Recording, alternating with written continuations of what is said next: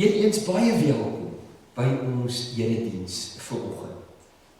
Ons foto kom vanoggend uit die bekende Psalm 23 en in aansluiting daarby gaan ons direk na die seëngroet, lied 577, die 5 verse staande sing. So kom ons word nou stil voor die Here vir die foto en die seëngroet en net na die seëngroet staan ons op en dan sing ons juigend saam lied 577, die 5 verse.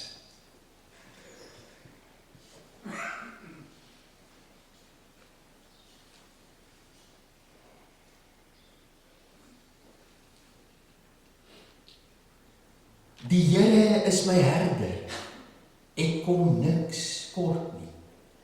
Hy laat my rus in groen weivelde. Hy bring my by waters waar daar vrede is. Amen. Genade en vrede vir julle van die goeie herder. Hy gee ons nuwe krag. Hy laat ons by 'n feesmaal aansit. In sy hande is ons veilig.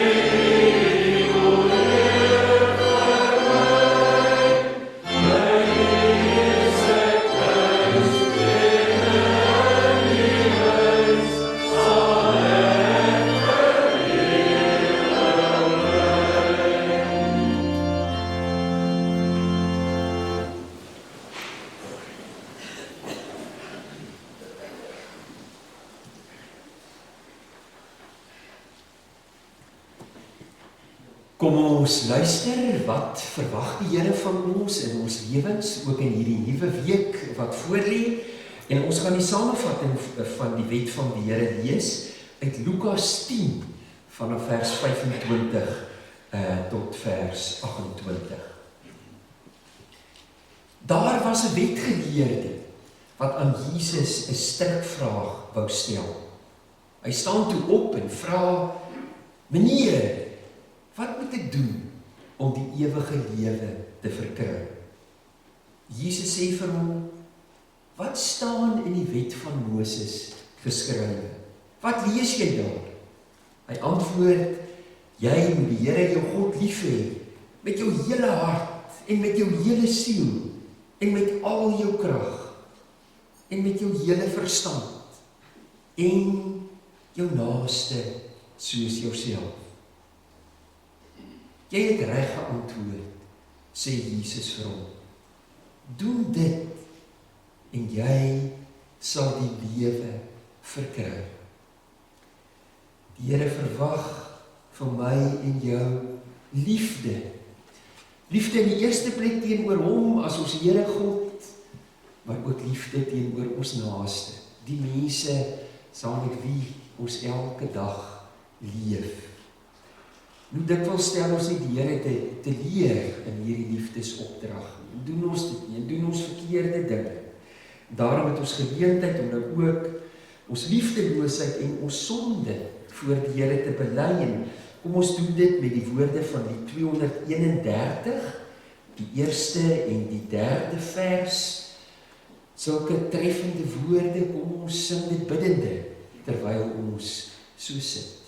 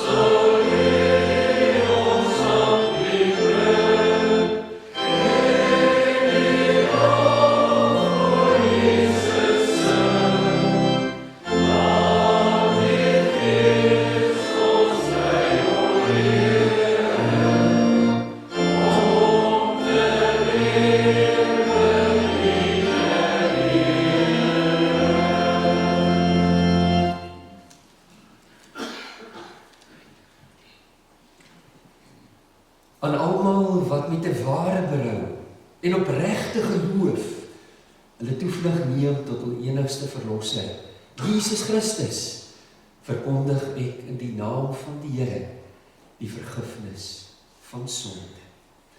Kom ons doen dan nou ook saam met die Christelike kerk oor die wêreld heen belydenis van ons geloof. Kom ons staan en dan doen ons dit hardop saam en direk na ons geloofsbelydenis sing ons ook lied 454, terwyl ons dan staan, die 3 verse daarvan, en daarna kan ons weer gaan sing. Kom ons staan vir die geloofsbelydenis. Ek glo in God die Vader, die Almagtige, die Skepper van die hemel en die aarde, en in Jesus Christus, sy eniggebore Seun, ons Here, wat ontvang is van die Heilige Gees, gebore is uit die Maagd Maria, wat gelei het onder Pontius Pilatus, gekruisig is, gesterf het en begrawe is, en ter helle neergedaal het, wat op die 3de dag weer opgestaan het uit die dode, wat opgevaar het na die hemel, en sit aan die regterhand van God, die Almagtige Vader, van waar hy sal kom om te oordeel die wat nog lewe en die wat reeds gesterf het. Ek glo in die Heilige Gees. Ek glo aan die heilige algemene Christelike kerk, die gemeenskap van die heiliges, die vergifnis van sondes, die opstanding van die vlees en 'n ewige lewe. Amen.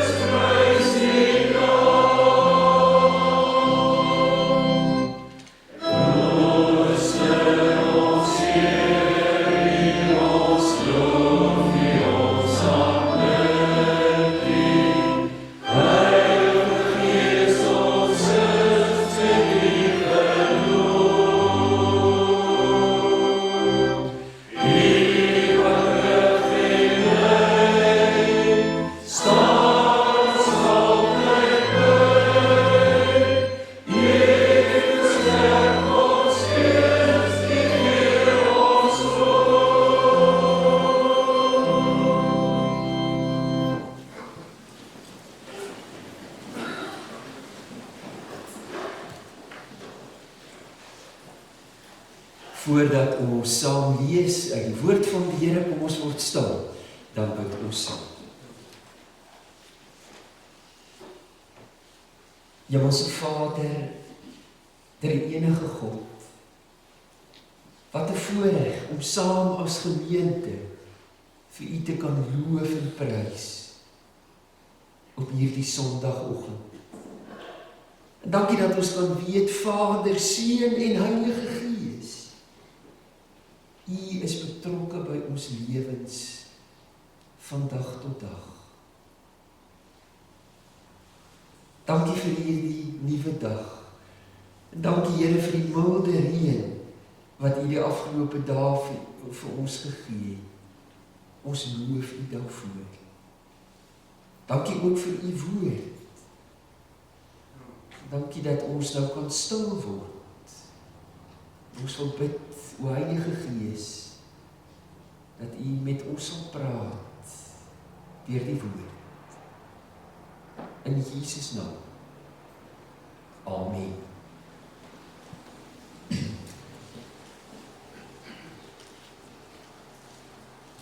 Ek dink die meeste van ons ken die verhaal van Josef. En Josef se baie beproewings wat oor sy pad gekom het. Goed. Miskien onthou julle, Josef se broers was baie jaloers op hom. So jaloers dat hulle hom in 'n put gaan gooi het om dood te gaan. En van daar het Josef 'n slaaf geword, 'n huisbediende en 'n onskuldig veroordeelde gevangene. En tog was die Here Jesus deur dit alles by Josef. Die Here het elke keer ingegryp en hom gehelp. Ons lees die mooi slotwoorde in Genesis 39, wat Josef ook al aangepak het. Die Here het dit laat slaag. wat Josef ook al aangepak het, die Here het dit laat slaag. Josef het gelewe as 'n verbondskind. Hy het erns gemaak met die Here in sy lewe. En vanoggend wil ons dan lees Genesis 45, die eerste 16 verse. En ons wil kyk wat die Here deur hierdie gedeelte vanoggend vir ons wil sê deur Josef se lewe. Dis 'n emosiebelaaide gedeelte. Kom ons lees vanaf vers 1. Josef kon homself nie langer bedwing voor die mense wat hom bedien het. Hy het hulle almal beveel om van hom af weg te gaan, en daar was van die wat hom gedien het, nie een by hom, toe hy hom aan sy broers bekend gemaak het. Hy, Josef, het so hard gehuil, dat die Egiptenaars en die mense in die Farao se paleis dit gehoor het. Toe sê Josef vir sy broers, ek is Josef, leef pa werklik nog? Sy broers kon hom nie antwoord nie. Hulle was te bang vir hom. Hy het vir hulle gesê, kom na my toe. En toe hulle nader kom, sê hy, ek is julle broer, Josef. Julle het my verkoop, en ek is Egipte toe gebring. Maar julle moet nou nie sleg voel of bang wees, omdat julle my verkoop het nie.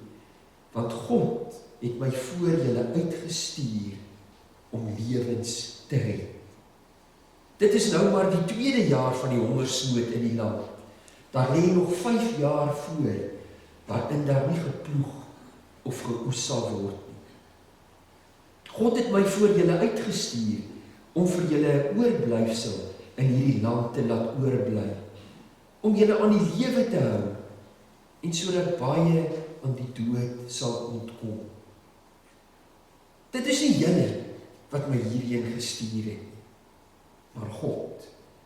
Hy het my laat aanstel as die Farao se raadgewer en as bevelhebber oor sy huis en as regerder oor die hele Egipte. Gaan dadelik na pa toe en sê vir hom, so sê pa se seun Josef, God het my aangestel as regerder oor die hele Egipte. Kom na my toe, moenie talling nie, kom bly in die Gosensstreek. Dan is pa naby my, pa en pa se seuns en kleinseuns, die kleinvee en grootvee, en alles wat pa besit.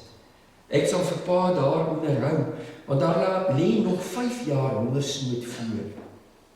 So sal pa nie verarm nie. Pa en pa se familie en almal by pa. Julle sien self, en my broer Benjamin sien dit ook. Dis ek wat met julle praat. Julle moet vir pa vertel van al my mag hier in Egipte en van alles wat julle gesien het. Maak gou en bring vir pa hierheen. Toe omhels Josef sy broer Benjamin en hy huil. En ook Benjamin het op sy broer se skouer gestaan en huil. Josef het al sy broers gesoen en daar by hulle gestaan en huil. Eers daarna het sy broers met hom begin praat. Die mense het dit in die Farao se paleis gehoor en gesê, Josef se broers het gekom. Ons lees vanoggend tot sover.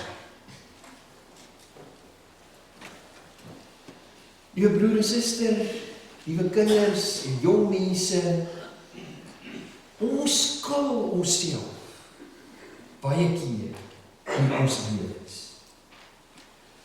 Ons dink ons ken en ons verstaan die lewe. En daarom dink ons ook, weet ons altyd wat die regte ding is om te doen en hoe om reg te lewe en op te tree. En as 'n mens die regte ding doen, dan sal alles mos reg uitwerk. Daarom kan ons baie keer nie verstaan hoekom die parlementslede ons land nie beter kan regeer. Ons sou dit beslis beter kon doen. Ons sou 'n beter Springbokspan kon kies.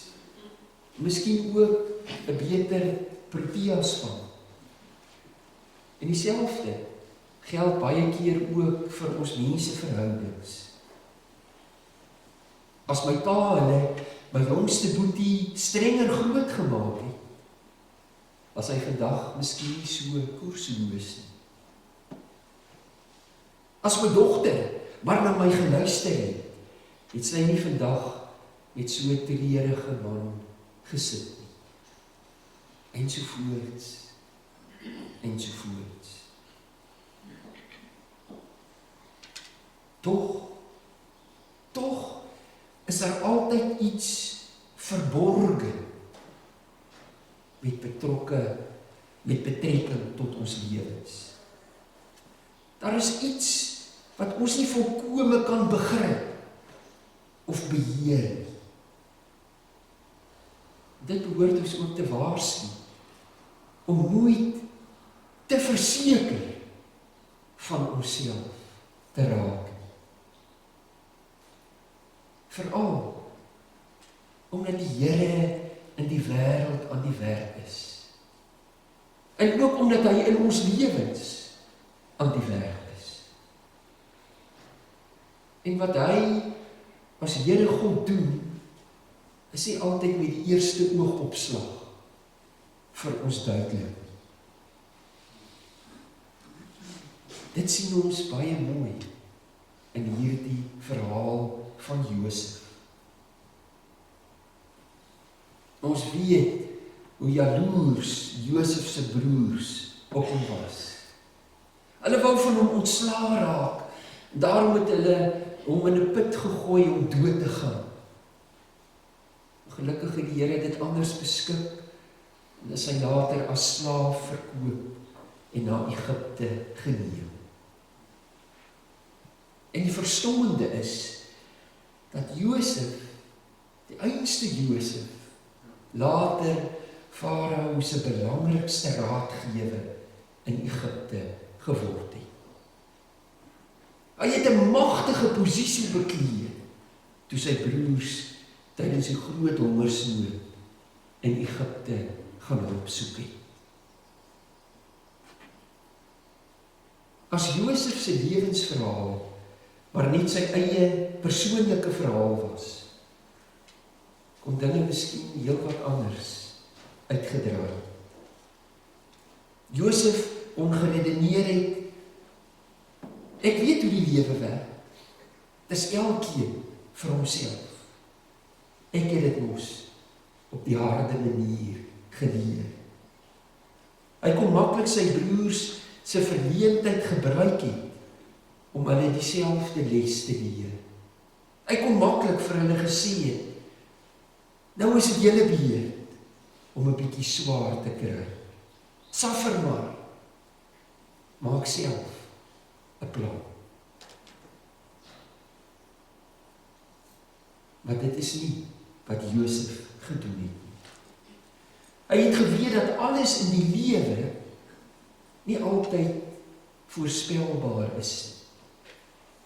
Dat mense nie altyd in beheer is van hulle eie lewens. En daarom sien Josef in hierdie onverwagse wending in sy lewe hoe die Here aan die werk is. Sy lewe is nie maar net sy lewe nie, maar ook 'n lewe waardeur die Here in die wêreld aan die werk is. My lewe is nie maar net my lewe. Dit is opvallend dat Josef 3 keer in ons skrifgedeelte sê, God het my hierheen gestuur. Vers 5 vers 7 en vers 8. Julle het my nie hierheen gestuur nie. Ek het ook nie uit my eie gekom waar ek nou is nie. God het my gestuur. En daarom tree Josef ook anders op as wat ons sou verwag het. Hy tree beslis anders op as wat sy broers verwag het. Sy broers was deeglik verskrik toe hulle agterkom hoe 'n belangrike man hulle broer geword het vandat hulle hom laas by die put gelos het.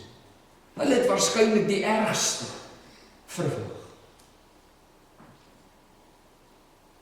Josef tree baie anders op as wat ander mense in dieselfde situasie sou optree. Hy het nie sy broers verwyk nie. Hy het nie op hulle wraak geneem nie. Hy het nie 'n hele kettingreaksie van vrees, haat en geweld aan die gang gesit. Nee. Wraak en weer wraak, daarvan kom in Josef se geval niks. En die rede? Josef het besef dat die Here in sy lewe aan die werk is op 'n manier wat hy nie eers self altyd verstaan. Hy het nie geweet waarom al die dinge met hom gebeur het nie, maar hy kon nou sien dat die Here tog 'n plan daarmee het. Miskien is dit die rede waarom Jesus ook so anders is as ander mense. En hy het ook van sy volgelinge verwag om anders op te tree as ander mense. Miskien onthou jy Jesus se woorde in Lukas 6 vers 27 en 28 toe hy vir sy volgelinge, en ons is tog ook sy volgelinge, 4 opdragte gegee. Julle moet julle vyande lief hê. Doen goed aan die mense deur wie julle gehaat word. Seën die mense deur wie julle vervloek word. Bid vir die mense deur wie julle sleg behandel word. Dit is tog nie net 'n mooi humanistiese sedelesie nie. Gewone mense gaan dit nie reg kry nie. Dis die manier waarop Jesus sy volgelinge leer dat God deur ons as sy kinders se lewens in die wêreld aan die werk is. Uit onsself kan ons nie ons vyande lief hê nie. Maar as die Here deur ons werk, kan ons. Uit onsself kan ons nie goed doen aan die mense wat nie van ons hou nie. Maar as die Here deur ons werk, kan ons. En mens besef maar net weer hoe belangrik hierdie dinge ook is in hierdie verkiesingstyd waarin ons tans lewe. Hoe wonderlik sal dit nie wees as al die Christene in ons land nie hierdie beginsels wat die Here van ons verwag, van verdraagsaamheid en liefde en vergifnis, as ons dit kan uitleef ook in hierdie verkiesingstyd. As kinders van die Here moet ons so in die wêreld optree dat dit kan duidelik word dat die Here deur ons aan die werk is. Ons is tog sy hande, ons is sy voete hier op aarde. Hy wil deur ons as sy kinders werk. Liewe broers en susters, liewe kinders, om weer terug te kom by die vraag, dink jy nie Josef was dalk in die versoeking om op sy broers wraak te neem, om hulle so 'n bietjie terug te kry? Hulle het dan soveel nare dinge aan hom gedoen in sy lewe. Was Josef nie dan bang dat sy broers net vir hom sou misbruik om kos te kry, dat hulle hom later weer sou verwerp. Nee. Josef het onthou dat die Here groter is as ons. Hy het onthou dat die Here op allerlei onverklaarbare maniere deur ons lewens in die wêreld aan die werk is. En daarom het hy nie aan die menslike versoekings toegegee nie, maar was hy goed vir sy broers. Goed, al het hulle hom so sleg behandel. Ons is maar al te geneig om mense op grond van ons eie ervaring te beoordeel. Ons is al te geneig om op te tree asof ons alles verstaan wat in die lewe gebeur. Asof ons in beheer van die lewe is. Daarom is ons ook baie keer hoekig in ons oordeel oor ander mense. Ons beoordeel en behandel mense in terme van ons morele waardes. So het ons byvoorbeeld baie keer nie regtig empatie met mense wat ekonomies swaar kry. As jy harder gewerk het in jou lewe, of as jy nie so gierig was nie, sou jy nie nou so sleg daaraan toe gewees het nie. Maar dit is tog nie hoe die Here wil hê dat ons as sy kinders moet lewe nie. Kom ons onthou dit wat die Here vanoggend vir ons kom onderstreep deur hierdie gebeurtenis in Josef se lewe. Die Here werk baie keer op 'n onverklaarbare manier in hierdie wêreld en in ons lewens. Ons wêreld is nie maar net ons wêreld. Dit is allereers die Here God se wêreld. En my lewe is ook nie net my lewe nie. As ek my lewe vir die Here gegee het, dan wil hy in my en deur my werk van dag tot dag. Dan moet ek sy hande en sy voete wees hier op aarde. Dan moet ek sy liefde en sy vergifnis vir 'n verdwaasde wêreld sigbaar maak. Soos Josef dit destyds teenoor sy broers gedoen het. Mag die Here vir ons elkeen daartoe help, ook in hierdie verkiesingstyd. Amen. Ons bid saam. Here God, dankie dat ons kan weet U werk in hierdie wêreld en in ons lewens. Dankie dat ek kan weet my lewe is nie maar net my lewe. Werk deur elkeen van ons, Here, sodat ons U hande en U voete hier op aarde kan wees, sodat ons U liefde en U vergifnis aan mense kan uitdra. U liefde en vergifnis ook in hierdie verkiesingstyd wat ons beleef. Ons wil bid, Here, dat U ook sal onderneem hierdie laaste week, totdat die verkiesing DV volgende maandag sal plaasvind. Dat U verdraagsaamheid en vrede in ons land sal gee. Dat mense ook mekaar se verskillende oortuigings sal respekteer. Ons wil ook bid vir ons matriekleerlinge wat met hulle eindeksamen begin. Here, wil U vir hulle elkeen naby wees en vir hulle onderneem in die voorbereiding vir die skryf van elke antwoordstel. Ons bid ook vir ons kinders en ons jong mense, Here, vir wie dit 'n besige laaste kwartaal is, wil U ook vir elkeen van hulle onderneem en bystaan.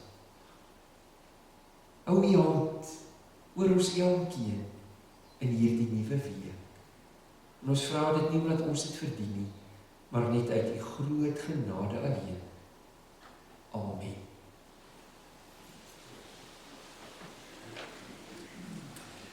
Ons slotlied is lied 284.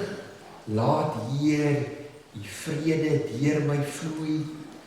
Waar haat is, laat ek liefde bring. Koorgedeelte, o Heer, help my om altyd so te leef, om ander hoër as myself te ag.